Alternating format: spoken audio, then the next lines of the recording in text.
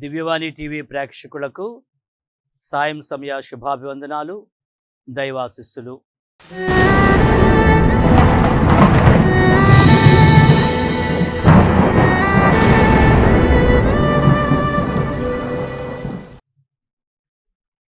గత కొద్ది రోజులుగా మనం ప్రభు మనకిచ్చినటువంటి అతి అమూల్యమైన వరంగా దివ్య సప్రసాదము, జీవాహారము, జీవవాక్కు, వీటిని మనం అతి అమూల్యమైనటువంటి పవిత్రమైన దివ్య పూజలో ఏ విధంగా పొందుతున్నామని ధ్యానిస్తున్నాం. ఎందుకంటే మనం ధ్యానించే ఈ పుస్తకంలో ది ఇమిటేషన్ ఆఫ్ క్రైస్ట్, క్రీస్తుని అనుసరణ అనేటువంటి పుస్తకంలో ఉన్నటువంటి 4 భాగాల్లో ఒక భాగం, 4th పార్ట్, 4వ పుస్తకం అంతా కూడా ఈ అంశం మీదనే వివరించబడి ఉంది. కావున మనం కొన్ని ఎపిసోడ్స్, కొన్ని రోజులుగా ఈ అంశాన్ని వివిధ కోణాల నుంచి మనం చూస్తూ మనకి జీవితానికి మరింత అతి దగ్గరగా ఈ అమూల్యమైనటువంటి పవిత్రమైనటువంటి దివ్య సప్రసాదము, దివ్య వాక్కులో మనం బలపడేటువంటి ప్రయత్నం చేస్తున్నాం. ఈ రోజున ఈ రచయిత అన్నటువంటి మాటల్లో మనం చూసినట్లయితే, మరి goodness and love of God to man, దేవుని యొక్క ప్రేమ, దేవుని యొక్క మంచితనం మానవుల పట్ల అనేక విధాలుగా మనకు కనబడుతుంది. అందులో ఒకటి ఈ దివ్య సప్రసాదం.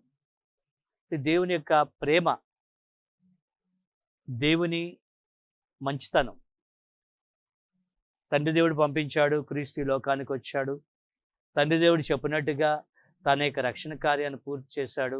33 ఏళ్ల పాటు ఉన్నాడు. శిలువపై ఆ యొక్క శిలువను మోసి శిలువపై మరణించి రక్షణ కార్యాన్ని పూర్తి చేశారు, అయిపోయింది. కానీ ఆయన మళ్ళీ ఆశించాడు, వీళ్ళతో నేను ఉండటానికి. ఏ శిష్యులతో అయితే ఆయన కలిసి జీవించారో, ఏ శిష్యులతో అయితే ఆయన ఆ విందులో పాల్గొని ఉన్నారో, ఈ విందు కొనసాగాలి.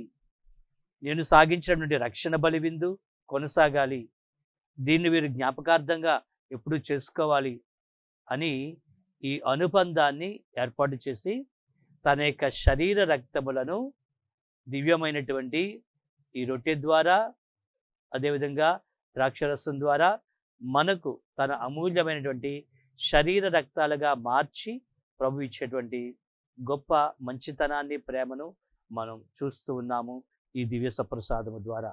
ఇది దేవుడు మానవునికి అందించినటువంటి గొప్ప వరమని వివరిస్తూ ఈ 4వ పుస్తకంలో 2వ అధ్యాయంలో 4th book 2nd chapterలో ఈ విధంగా వివరిస్తాడు. నీ మంచితనమందు, ప్రేమనందు నమ్మకముంచి ఓ ప్రభువా, నేను ఆశతో నీ దగ్గరికి వస్తూ ఉన్నాను. ఈ మంచితనానికి, ఈ ప్రేమకు గుర్తుగా ఉన్నటువంటి ఈ దివ్య సప్రసాదం వైపు నేను వస్తూ ఉన్నాను. నా అస్వస్థతలో నీవే నాకు ఆరోగ్యం, నా ఆకలి దప్పికలలో నీవే జీవజల ప్రవాహం. ఒక సేవకుడు తన కష్టంలో యజమాని దగ్గరకు ఆశతో వెళ్ళినట్టుగా, సృష్టి జీవి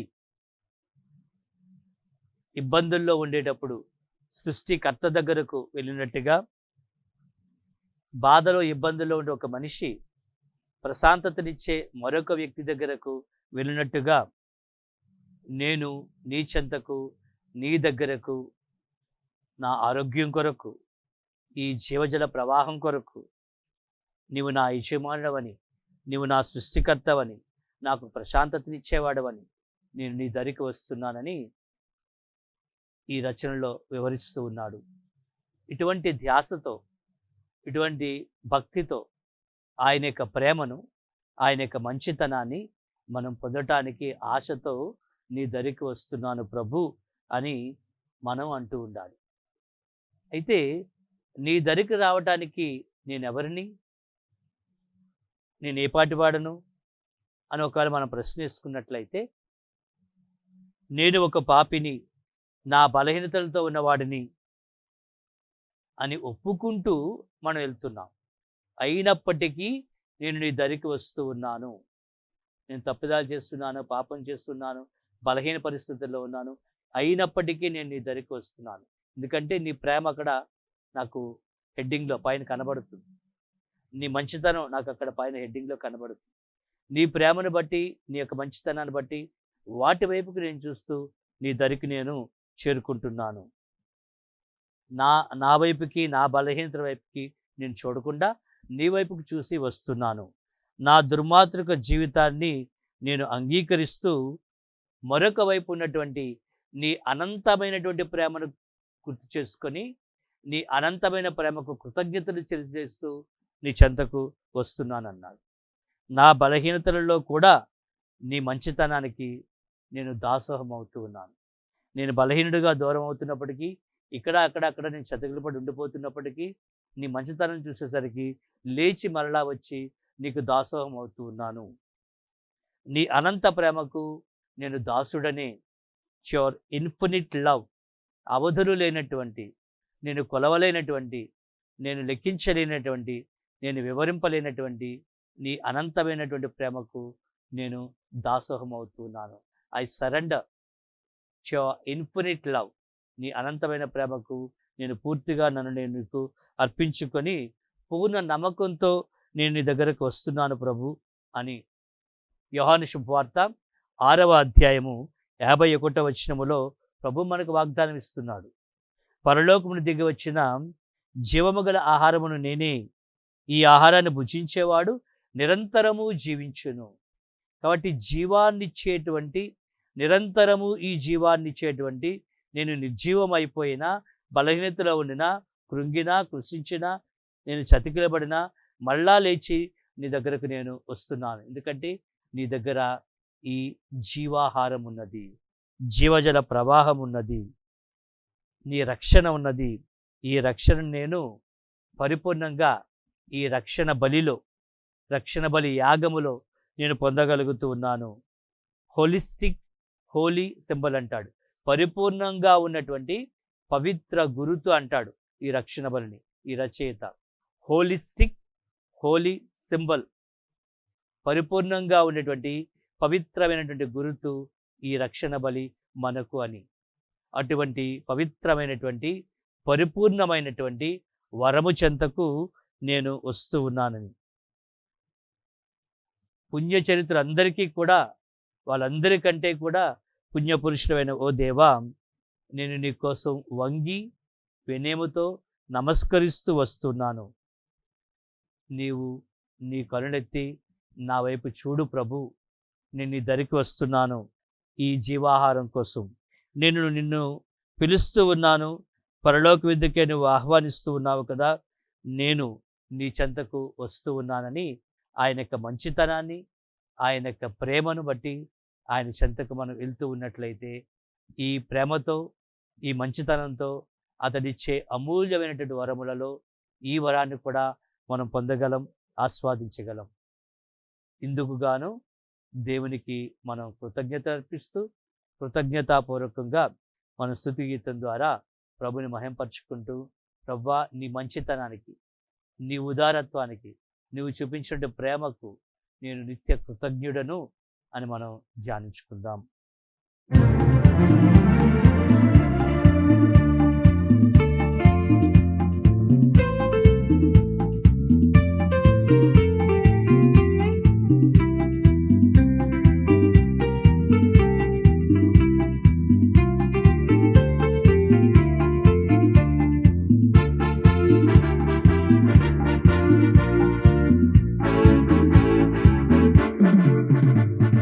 దేవుడు ఈ లోకమును ఎంతో ప్రేమించెను, దేవుడు ఈ లోకమును ఎంతో ప్రేమించెను, ఈ లోకమును రక్షింప తానే మనిషిగా పుట్టెను, ఈ లోకమును రక్షింప తానే మనిషిగా పుట్టెను. దేవుడు ఈ లోకమును ఎంతో ప్రేమించెను.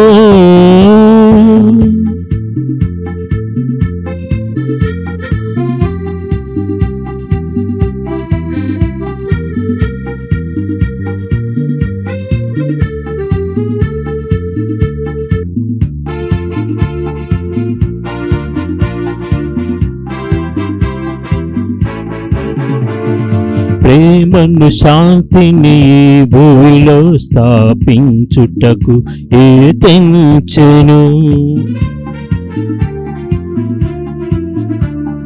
మానవ పాపము బాపుటకు మానవ రూపం ధరించెను. భూజనులారా ప్రభుయేసుని, భూజనులారా ప్రభుయేసుని విశ్వసించి రక్షణ పొందుడి, విశ్వసించి రక్షణ పొందుడి.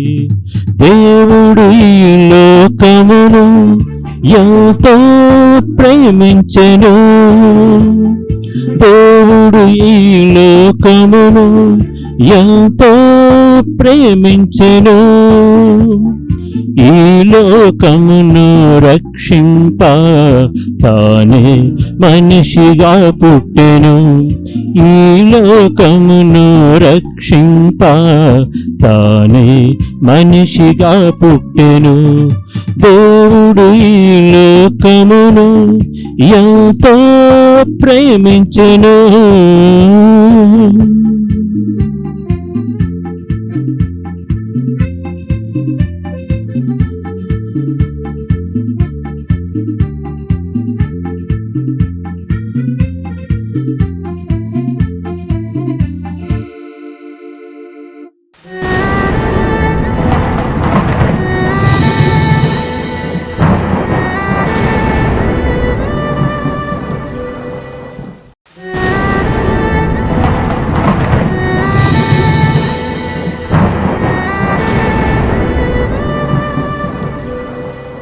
ప్రియ దైవ ప్రజలారా, యోహాను శుభవార్త 3వ అధ్యాయము 16వ వచనంలో మనం చూస్తున్నాము. దేవుడు ఈ లోకమును ఎంతో ప్రేమించి తన ఏకైక కుమారుని ప్రసాదించెను, తనను విశ్వసించు ప్రతివాడును నాశనము చెందక జీవం పొందుటకు అటులా చేసెను అని.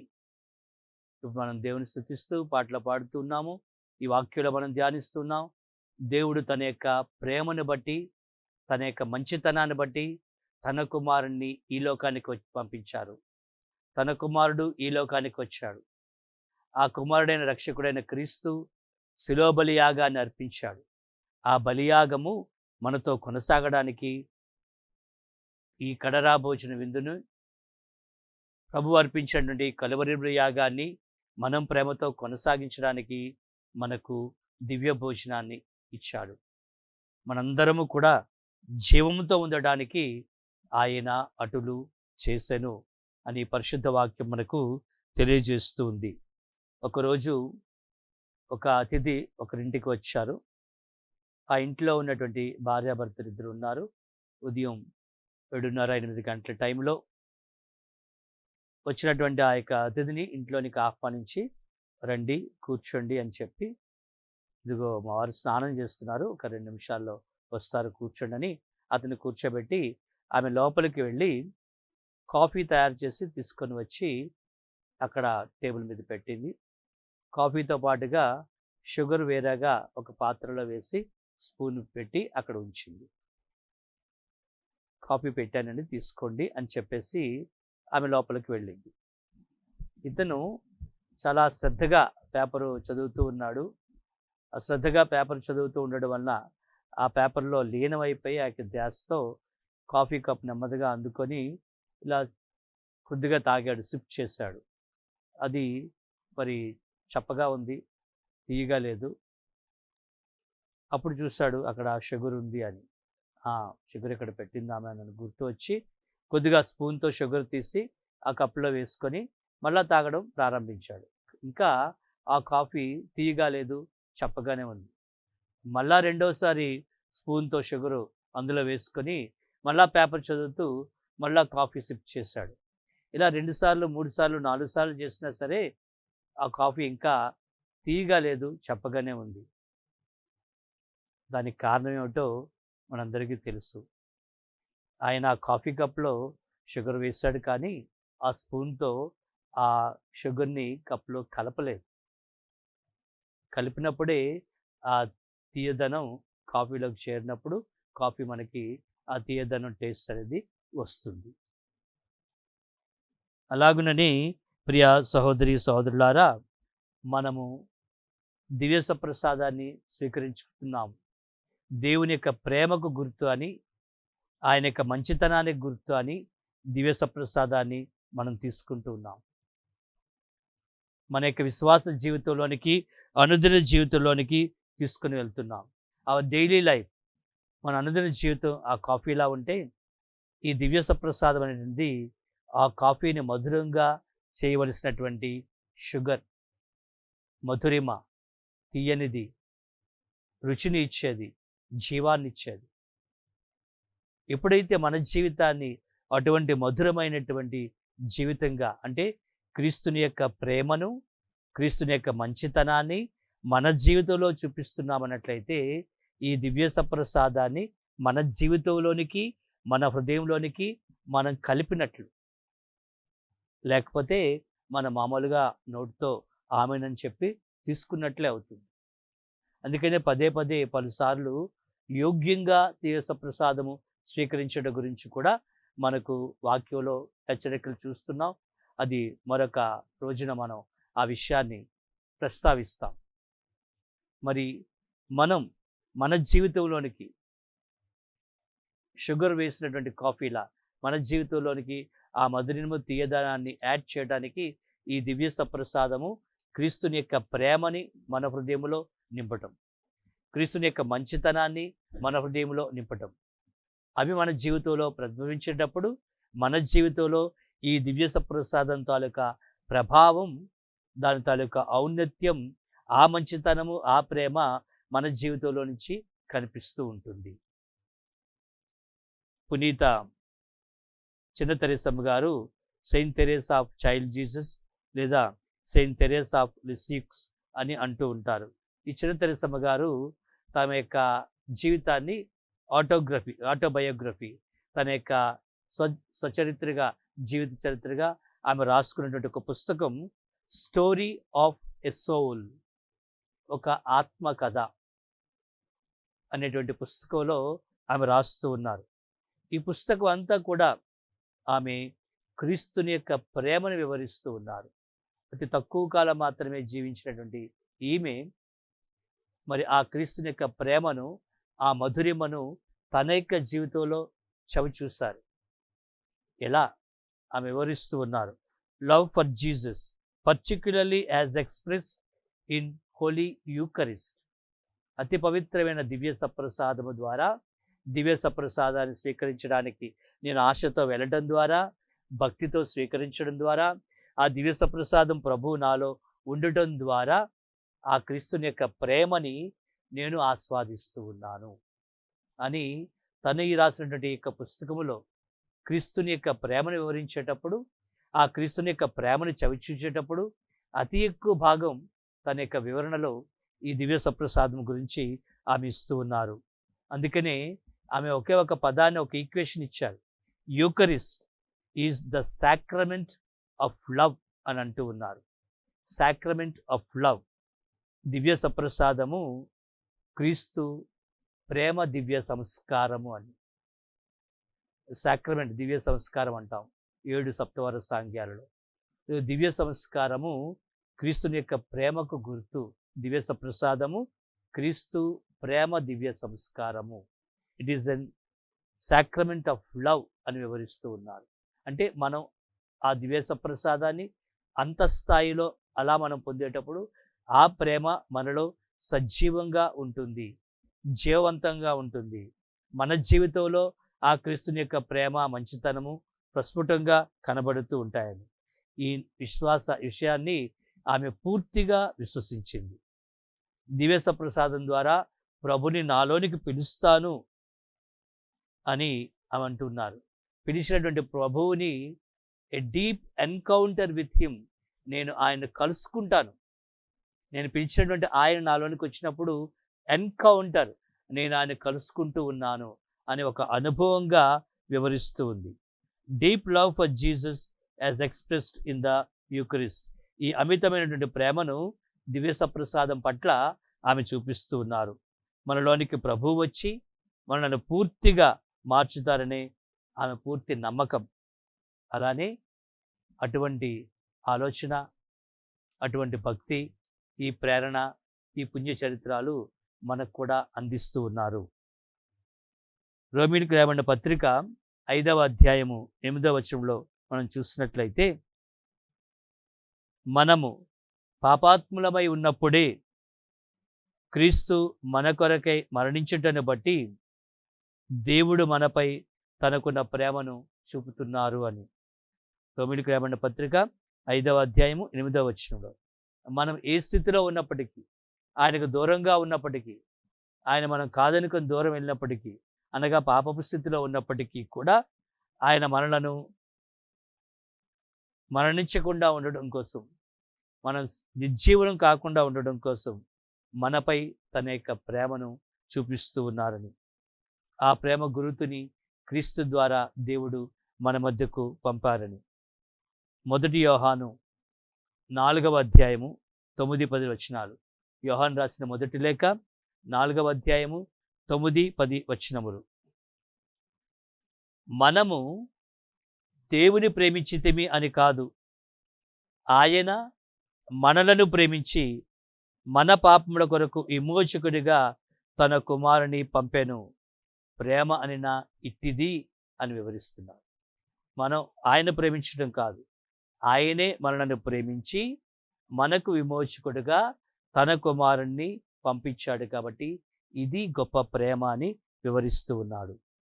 ఎఫెసీయులకు రాయబడిన పత్రిక 3:19లో ఈ విధంగా ఆలకిస్తున్నాం. ఎఫెసీయులకు రాయబడిన పత్రిక 3వ అధ్యాయము 19వ వచనంలో, మీ గ్రహణ శక్తికి మించిన క్రీస్తు ప్రేమను మీరు తెలుసుకుని దేవుని పరిపూర్ణత్వములో సంపూర్ణముగా మీరు నింపబడుదురుగాక అని దీవిస్తున్నారు. మీరు ఆలోచించగలిగినటువంటి, గ్రహించగలిగినటువంటి స్థాయి కంటే చాలా ఎక్కువ స్థాయిలో ఉన్నటువంటి ఆయన ప్రేమను మీరు కొద్దిగా అయినా తెలుసుకొని, ఆయన మంచితనాన్ని కొద్దిగా అయినా తెలుసుకొని, ఆయన ప్రేమలోనూ పరిపూర్ణతలోనూ సంపూర్ణంగా దీవించబడాలని భక్త పౌరుడు కోరుకుంటూ ఉన్నాడు. మనం ఆశించుదాం, ప్రార్థన చేద్దాం. మనము, మన కుటుంబాలు కూడా దివ్య సప్రసాద స్వీకరణ ద్వారా క్రీస్తుని యొక్క ప్రేమను, అనంతమైనటువంటి ప్రేమను, ఆయన యొక్క మంచితనాన్ని మనం పొందాలనే తపన కలిగి ఉండి, ఆ తపనతో ఆయన దగ్గరికి వెళ్ళేటువంటి బిడ్డలుగా దీవించమని అడుగుదాం. అటువంటి గొప్ప నమ్మకాన్ని మనలో శక్తివంతమైన నమ్మకంగా దయచేయమని మనం అడుగుతూ ప్రభుని ప్రార్థన చేసుకుందాం. రేపు రోజున మళ్ళీ కలుసుకుందాం. God bless you.